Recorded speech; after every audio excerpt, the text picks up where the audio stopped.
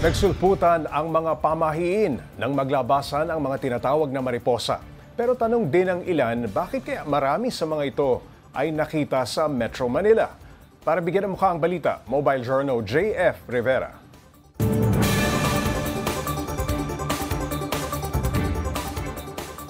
Nagtataka ka rin ba kung bakit tila naglipa na ang mga mot sa ating kapaligiran? Sina lolo't lola na pumanaw. Yan ang naiisip ng marami sa ating mga Pilipino kapag nakakakita ng paru-parong mariposa o yung proper name nito na tropical swallowtail moth. Pero teka, bakit parang sobra naman dami? Meron ngang nakita niyan sa bintana ng building, pati na rin sa kisame. Ang isa raw sa posibleng dahilan, ang liwanag ng Metro Manila.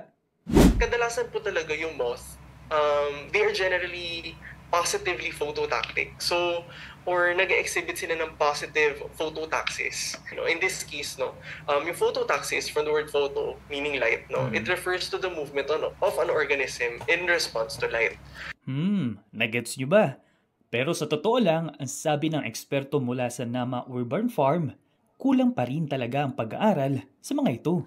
Currently po, there are no extensive studies regarding this particular topic pa mismo. Kasi in general po talaga, si Lisa Sampa or the tropical swallowtail moth is still largely understudied. And also more po within the local context. Sa ngayon, heto muna ang paalala nila sa tuwing nakakakita tayo ng mariposa.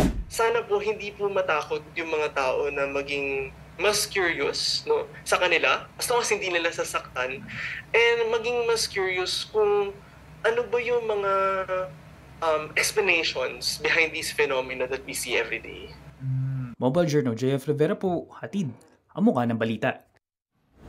Pag-usapan pa natin ang paglipana ng mga mariposa kasama si Mobile Journal JF Rivera. Okay, JF, ano ba ang kadalasang habitat o tahanan ng mga mariposa? Itong mga Lisa Sampa, yung scientific name o mariposa, talagang ang habitat nila sa mga forest. Okay. Kasi nga magubat, mga puno, and kaya sila napapadpad dito sa urban dahil nagta-travel sila kasi nagkakaroon ng siguro dry spell, and isa na rin dun yung season nila. So, nagta-travel sila talaga. Naghahanap sila ng way para mabuhay pa kahit paano. Kaya umiikot-ikot sila.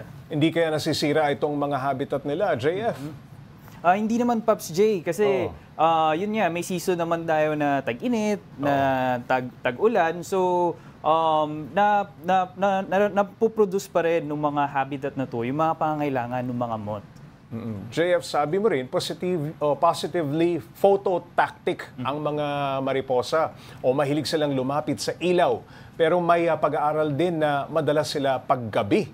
Ngayong palagi silang naglalabasan sa Metro Manila kahit araw, ano kaya ang implikasyon nito? Kasi yun nga, Pops J, yung habang nagdi-detour sila, yun yung term ng ating expert, nagdi-detour sila habang nag-travel sila dito at naghahanap sila ng host plant, ay na-attract sila dito sa mga artificial lights na meron tayo. Kaya madalas, tinatambayan nila ito.